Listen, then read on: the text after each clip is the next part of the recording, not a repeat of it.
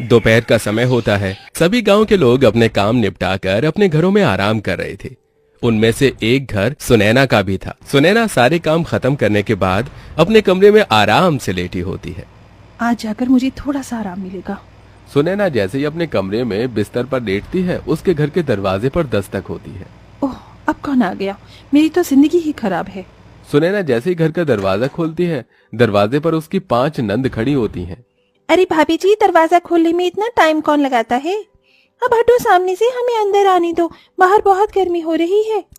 सुनो भाभी, जल्दी से एसी ऑन कर दो ताकि कमरा एकदम चिल्ड हो जाए। अभी करती हूँ दीदी। खाने में क्या बनाया है भाभी?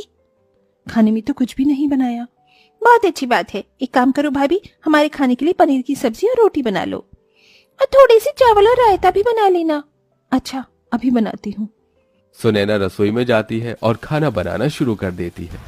मुझे तो लगा था कि आज मैं आराम करूंगी, लेकिन आज मेरी 5 ननद एक साथ घर पर आ गई। कहते हैं आराम हराम है, इसलिए कभी भी आराम के बारे में नहीं सोचना चाहिए। मैंने ही गलती कर दी आराम के बारे में सोचकर। सुनैना धीरे धीरे रसोई में गर्मी में खाना बनाने लगती है। तभी बाहर से उसकी बड़ी नंद की आवाज आती है। अरे भाभी, खाना नहीं बना अभी तक? बहुत जोर से भूख लगी है। बस बना रही हूँ दीदी, थोड़ी देर का और इंतजार कर लीजिए। सुनैना जैसे तैसे करके खाना बनाकर तैयार करती है और वो खाने की टेबल पर अपनी 5 नंद को खाना परोसने लगती है। ये लीजिए ननद जी, मैंने आपके लिए खाना बना दिया है। सुनैना जैसी खाना परोसती है, उसकी 5 नंद बहुत शौक से खाती हैं। अरे भाभी, आप खाना बहुत स्वादिष्ट बनाती हो। आपके हाथों का खाना इतना टेस्टी होता है ना कि रोजाना मन करता है कि यहीं पर आकर बैठ जाओ। मेरा तो यहाँ से जाने का मन ही नहीं करता। तो फिर कहीं जाने की जरूरत ही क्या है, यहीं पर रह लेते हैं कुछ दिन। हाँ हाँ, ये घर भी तो हमारा ही है। अब 5 नंद अपनी भाभी के घर में रहने लगती हैं। सुबह शाम सुनैना को घर के सारे कामों के साथ साथ अपनी नंद के लिए अच्छा अच्छा खाना बनाना पड़ता है। देखो ना, मैं कितना थक जाती हूँ और 5 में से कोई भी मेरी मदद नहीं करवाता। कुछ दिन की बात है, फिर मेरी बहनें चली जाएंगी। तुम परेशान क्यों हो रही हो? क्या तुमसे इतना भी नहीं हो पा रहा? नहीं, बात ऐसी नहीं है।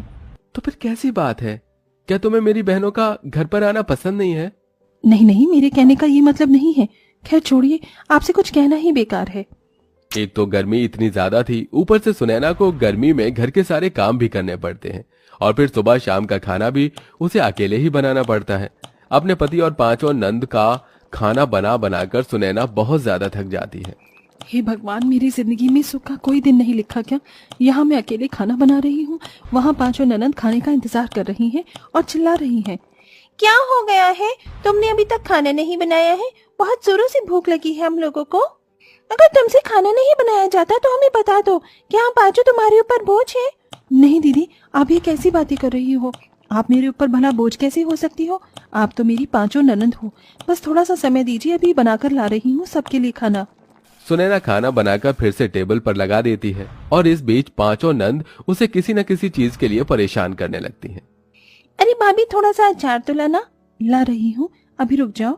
सुनैना दिव्या को अचार लाकर देती है। भाभी, हरी हरी मिर्च रखी होगी, थोड़ी सी हरी मिर्च ला दीजिए। जब तक तीखापन न आए तो मुझे खाना खाने में मजा नहीं आता। अभी लाकर दे रही हूँ। सुनैना अपनी नंद को मिर्ची लाकर देती है। तभी गीता कहती है, भाभी तुमने सलाद नहीं बनाई? चलिए थोड़ी सी सलाद बना लीजिए। सलाद के बिना मुझे खाना बिल्कुल अच्छा नहीं लगता। अभी लाकर देती हूँ। सुनैना रसोई में आती है और सभी के लिए सलाद बनाना शुरू कर देती है। सलाद बनाते बनाते वो अपने आप से कहती है, आखिर कब तक मेरी 5 ननद मेरी छाती पर ही बैठी रहेंगी? 5 की शादी हो चुकी है, उन्हें अपना घर देखना चाहिए, ना कि यहाँ आकर हमें परेशान करना चाहिए। उनके आने के बाद तो मैं मयंक जी के साथ थोड़ा सा समय भी नहीं बिता पाती हूँ। सारा समय मेरा गर्मी में यहाँ किचन के अंदर ही चला जाता है। सुनैना खुद से ये सब कहने के बाद सलाद काट के अपनी नंद को दे आती है, जिसके बाद सुनैना खुद भी खाना परोसकर खाने के लिए जाने वाली होती है। चलो, सबने खाना खा लिया, थोड़ी देर रसोई से फुर्सत मिली, अब मैं भी खाना खा लेती हूँ। तभी बारिश शुरू हो जाती है। बारिश को देखकर 5 नंदे अपनी भाभी से कहती हैं, भाभी एक काम कीजिए, चाय और पकौड़े और बना लीजिए। बारिश में चाय पकौड़े खाने का तो मजा ही अलग है। ठीक है, अभी बना कर लाती हूँ। सुनैना रसोई में जाती है। उसे बहुत तेज भूख लग रही थी, लेकिन अपनी नंद के चलते उसे अब अपना खाना छोड़कर उनके लिए चाय पकौड़े बनाने पड़ते हैं। अब तो हद ही हो गई मेरी भुक्कड़ ननद की। अरे इतना खाना खाने के बाद पता नहीं इनका खाना कहाँ चला जाता है, जो हर थोड़ी देर में मुझे रसोई में कुछ ना कुछ बनाने के लिए भेज देती हैं। पकौड़े बनाते बनाते बेचारी सुनैना को बहुत ज्यादा पसीने आने लगते हैं। इतना खाना बनाकर उसकी हालत बहुत ज्यादा खराब हो जाती है। आखिरी में जब उसकी भूख मर जाती है तब उसे थोड़ा सा समय खाना खाने के लिए मिलता है। अब क्या खाना खाऊंगी, अब तो खाने खाने का समय ही निकल गया। सुनैना बहुत ज्यादा उदास थी। वो चाहती थी कि अगर उसकी नंद उसके घर रुकने आई है तो उसकी पांचों नंद उसका काम में भी हाथ बटाए, लेकिन कोई एक काम करने को तैयार नहीं थी। इसी के चलते सुनैना घर छोड़कर अपने मायके जाने का फैसला करती है। बस बहुत हुआ, इस घर में मेरी कोई जिंदगी नहीं है। मैं आज ही अपने मायके चली जाऊंगी, कम से कम वहाँ कुछ दिन आराम की जिंदगी तो जीऊंगी। यहाँ तो गर्मी से मेरा रसोई में बहुत बुरा हाल रहता है। इस तरह सुनैना अपने कपड़े लेकर अपनी माँ के यहाँ पहुंच जाती है। वो अपनी माँ को सब कुछ बताती है। बेटी, तूने मुझे पहले क्यों नहीं बताया? तूने बताया होता तो मैं सारी बातें तेरे पति को बता देती। नहीं माँ, ऐसा नहीं करना आप। मेरी कोई भी बात मेरे पति को मत बताना। इस तरह ममता का मुंह चुप हो जाता है। इधर सुनैना कुछ दिन अपनी माँ के पास आराम से रह रही थी, तो उधर पांचों नंद अपनी भाभी के जाने के बाद जब अपने ससुराल पहुंचती हैं तो उनके ससुराल वाले उन्हें घर से निकाल देते हैं। अरे ये मेरा घर है ना कि कोई धर्मशाला। सारा समय तो तुम अपने मायके में ही बिताती हो, तो अब यहाँ मुंह उठाकर क्या करने आई हो? जाओ, चली जाओ यहाँ से। इस घर में तुम्हारी कोई जगह नहीं है। विवेक गीता को ऐसा कहकर घर से निकालने के लिए कह देता है। इसी के चलते गीता की बाकी चारों बहनों को भी घर से निकाल दिया जाता है।